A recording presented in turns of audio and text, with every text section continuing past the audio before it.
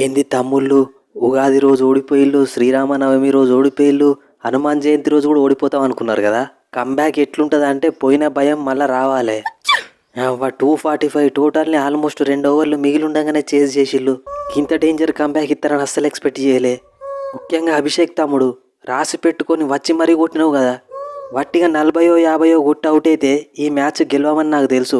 అందుకే దానికి ఇంకొక 100 యాడ్ చేసి 140 కొట్టిన. ఆ 140లో కూడా 116 రన్స్ జస్ట్ 4లు 6లతోనే కొట్టిన. గుర్తు పెట్టుకోలే, అభిషేక్ శర్మ షేక్ ఆడిస్తా.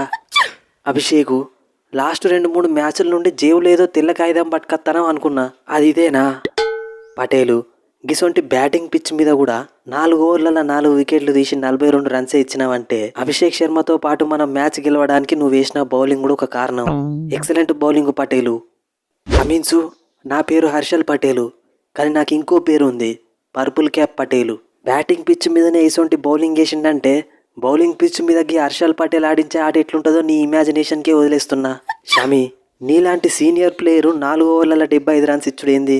నువ్వు కనుక లాస్ట్ ఓవర్గా స్టోయినిస్కి 4 6లు ఇచ్చుండకపోతే 15 ఓవర్లలోనే మ్యాచ్ ఫినిష్ చేసేటోళ్ళం.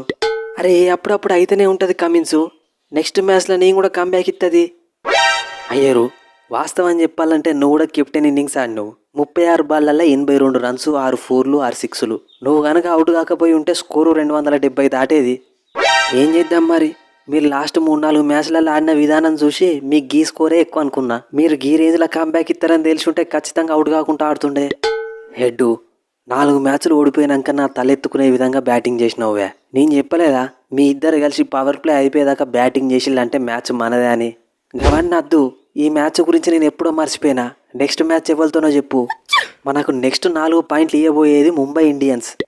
మ్యాచ్ గెలిస్తే వచ్చేవి 2 పాయింట్లే కదా కమిన్సు, 4 పాయింట్లు ఎందుకు ఇస్తారు? హెడ్డు, మన నెక్స్ట్ 2 మ్యాచ్లు ముంబై ఇండియన్స్తోనే. ఫస్ట్ మనం వాళ్ళ హోమ్ గ్రౌండ్కు పోయి 2 పాయింట్లు తీసుకోవాలి. నెక్స్ట్ వాళ్ళే మన దగ్గరికి వచ్చి 2 పాయింట్లు ఇస్తారు. అంతే, వెరీ సింపుల్. కమిన్సు, మీరు మీ కంబ్యాక్ ఎట్లుంటుందో ప్రజలకు చూపించిల్లు. ఇవాళ మేము కూడా మా కంబ్యాక్ ఎట్లుంటుందో చూపించాలే కదా.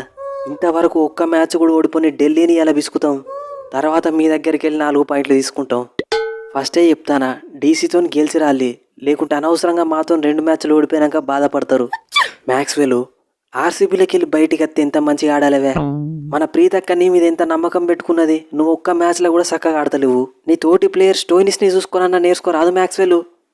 ఇప్పుడే ఎందుకు తొందరపడతావు అయ్యారు, ఇంకా ఫుల్ మ్యాచ్లు ఉన్నాయి, అసలు సినిమా చూపిస్తుంది.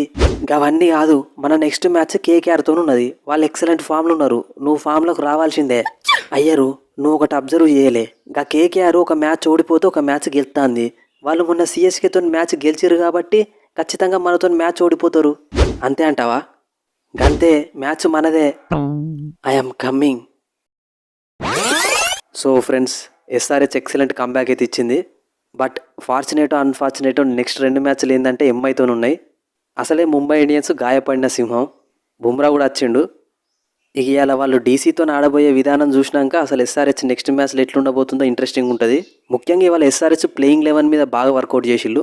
ఎందుకంటే వాళ్ళు కామిందు మెండిస్ ప్లేస్లో ఇషాన్ మలింగన్ పట్టుకొచ్చిళ్ళు. సో అది ఎక్సలెంట్గా సెట్ అయింది. అట్లనే బ్యాటింగ్లో డెప్త్ కోసం అభినవ్ మనోహర్ని కూడా ఇంపాక్ట్ ప్లేయర్గా పట్టుకొచ్చిళ్ళు. ఇక ఇట్లనే ఆడుకుంటూ పోతే ఎస్ఆర్హెచ్ అప్పుడు కష్టమే. ఇక నిన్న మధ్యాహ్నం జరిగిన ఎల్ఎస్జీ వర్సెస్ జీటీ మ్యాచ్కి సంబంధించిన స్పూఫ్ కూడా ఆల్రెడీ మన ఛానల్లో అప్లోడ్ అయింది. లింక్ డిస్క్రిప్షన్లో ఉంటుంది, ఇంట్రెస్ట్ ఉన్న వాళ్ళు పోయి చూడండి. నెక్స్ట్ వీడియోలో మళ్ళీ కలుద్దాం. Thanks for your love and support.